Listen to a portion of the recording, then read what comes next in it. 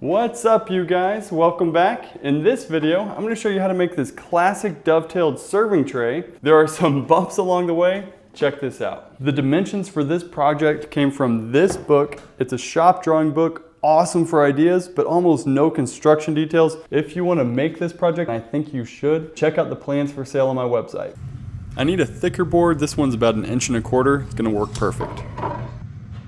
I check the ends for square. If they're way out, then I'll add a little extra length when I cut to rough length to be able to square up later.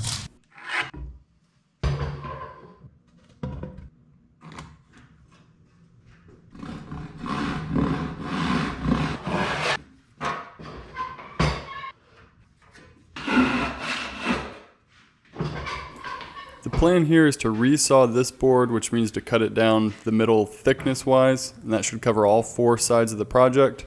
You can see I'm really looking at it, kind of thinking, oh, this board's a little bit too wonky, I probably can't resaw that without flattening one of the faces first.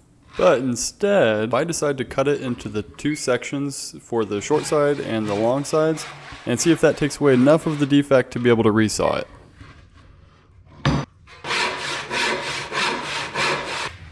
So I'm still taking a close look at this thing, and spoiler alert, if you have to think about it this hard, probably not a good idea.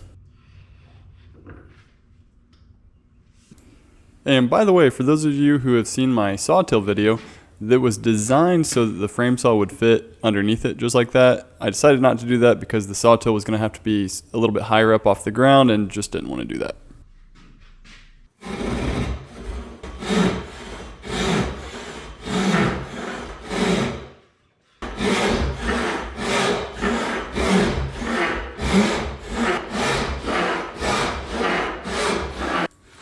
And I don't know exactly why I wanted to put this in the video, but I've had this saw for almost a year now, and it just occurred to me as I was making this project that I only needed 1 peg to hang it from.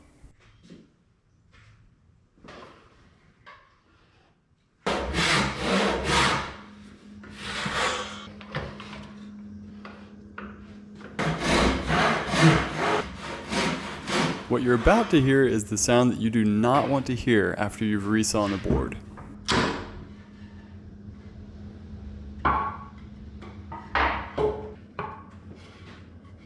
I don't know about y'all, but I have not had any luck trying to balance it like a surfboard while I pass it over my jointer. I typically have to push it to find a point of stability like that. The problem with this one is it would remove way too much wood. So I'm going to go ahead and knock off that big hump with a scrub plane before running this over my jointer.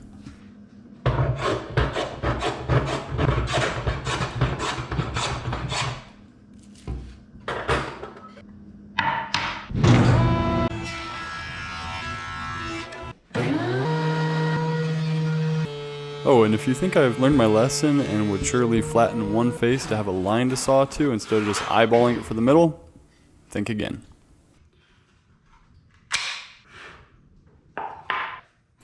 Next, I'm going to straighten one edge and then cut it to final width.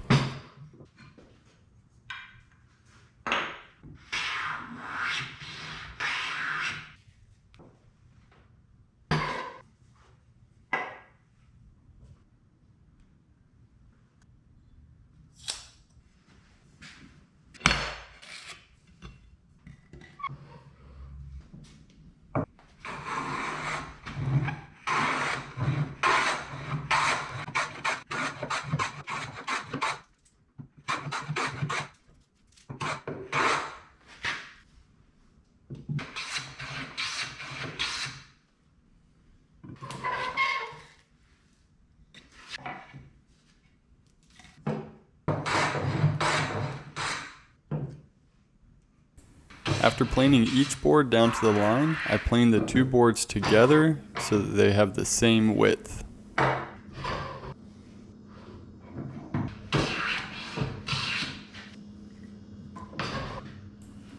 Then I check each end with a square.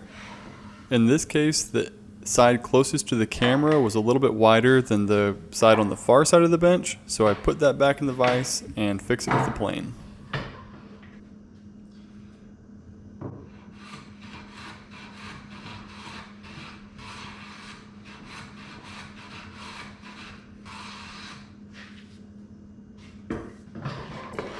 And same thing with the long boards. The only thing I want to mention here is that it has a hollow in the center. That's actually makes it a lot easier. And if you're new to hand planing, you might even put that hollow intentionally, because then as soon as you get one full length shaving, you know your edge is straight and flat. This is just another method of marking the final width, not using a straight edge. That's too much wood to scrub off, so I'm going to saw that off.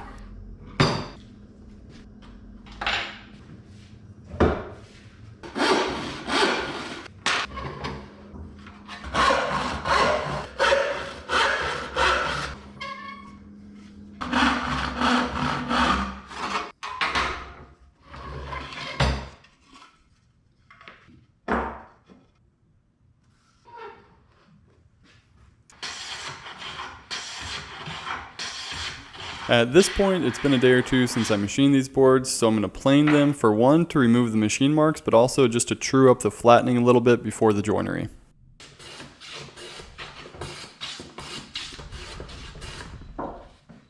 Then I square up the edges on a shooting board, and I've been asked about this a lot because using a block plane like this is really non-conventional for a shooting board.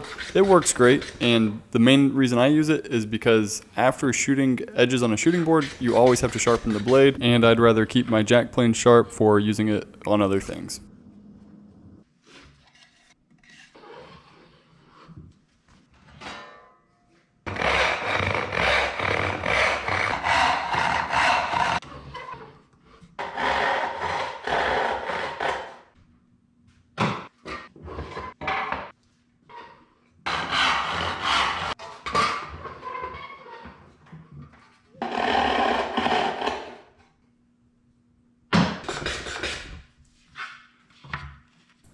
After matching up lengths, I use the marking gauge to score a line and get ready to use a plow plane to make a groove in the bottom of these boards.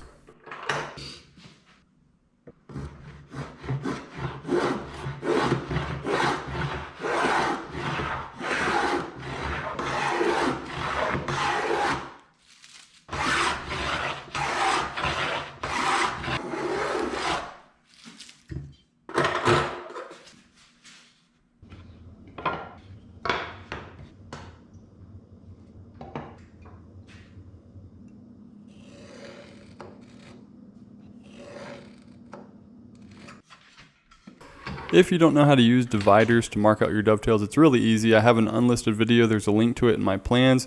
And if you don't buy the plans, there's backdoor channels that you can go to find unlisted YouTube videos. You can check that out as well.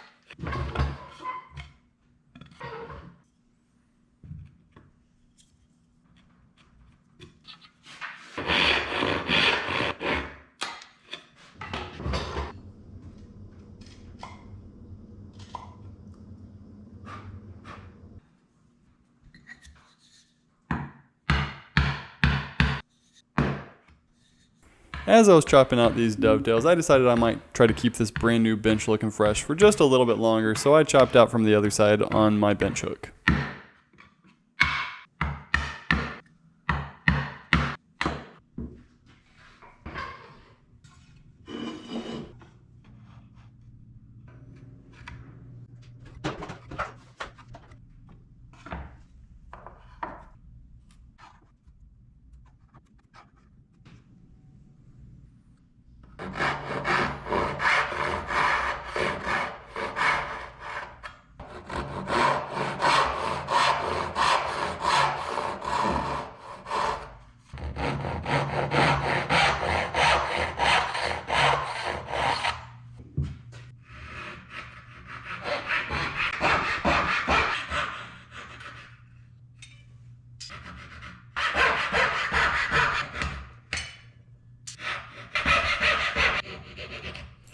Another lesson learned for me here, make sure you chop starting on the grooved face, the inside face, because if you start from the other side, that groove may blow out. Don't ask me how I know.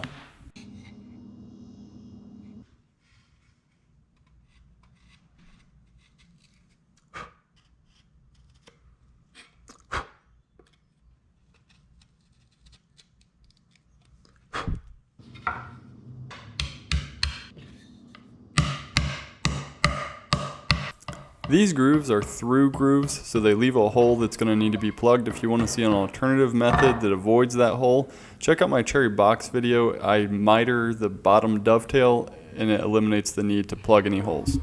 And next I formed the handle holes. If you noticed when I was chopping the dovetails, the end grain was having a real issue with tearing out, which is usually more of an issue with softwoods than hardwoods. But I have the same problem when I'm drilling this hole, which is going to cause a problem, which you'll see how I take care of in a little bit.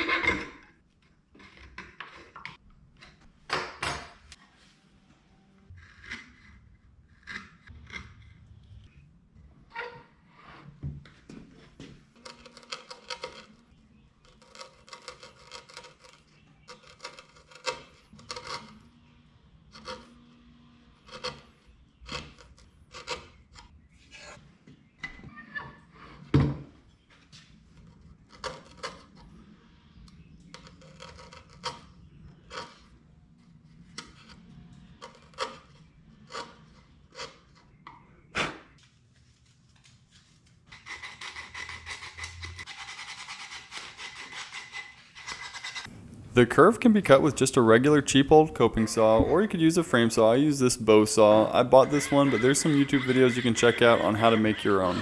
It's basically just a coping saw that's twice as long. Smoothing out that curve a little bit, any plane will work, or a spoke shave.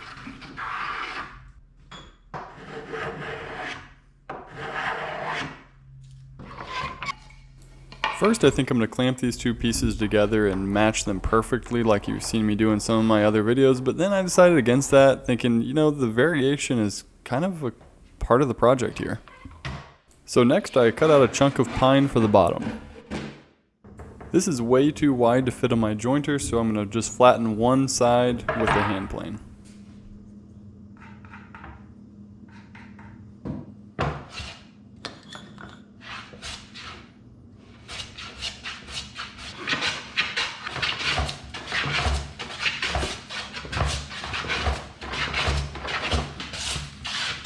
With one side flat, I then rip down to width.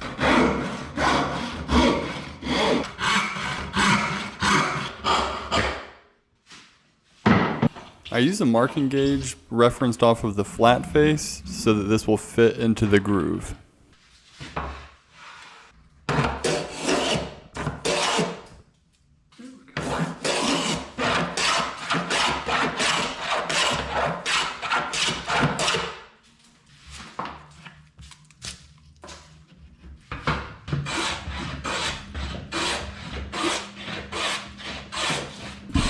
Once I'm close, I keep checking and adjusting to make sure that it will completely bottom out into the groove.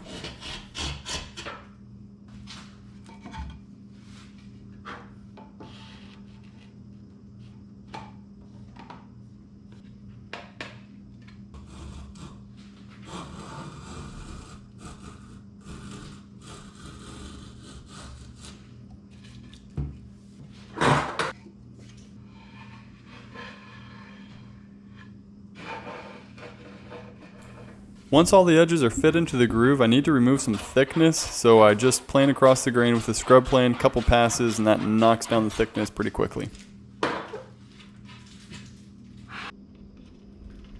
Then I glue this thing up. The bottom I do not glue so that it's able to expand and contract.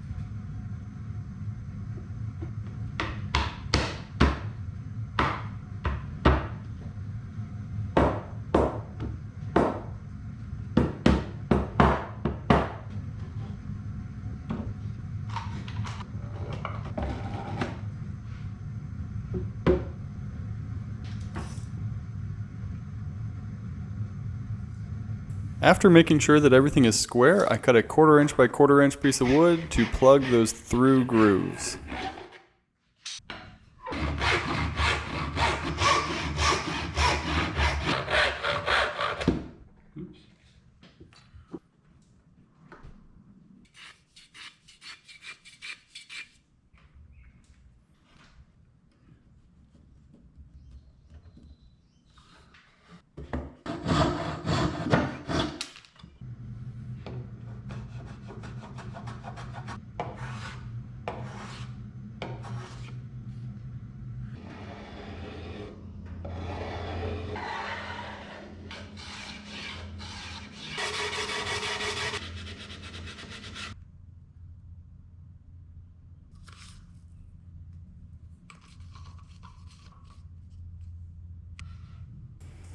I tidy up any little gaps with some of that paste, and as I mentioned when I was drilling the hole for the handles, there was some tear out there, so I did the same thing, filled that tear out hole with some paste.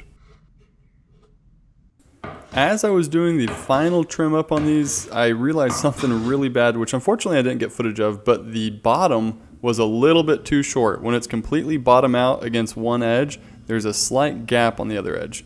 So I needed to hold this in place lengthwise, but it still needs to be able to expand and contract widthwise.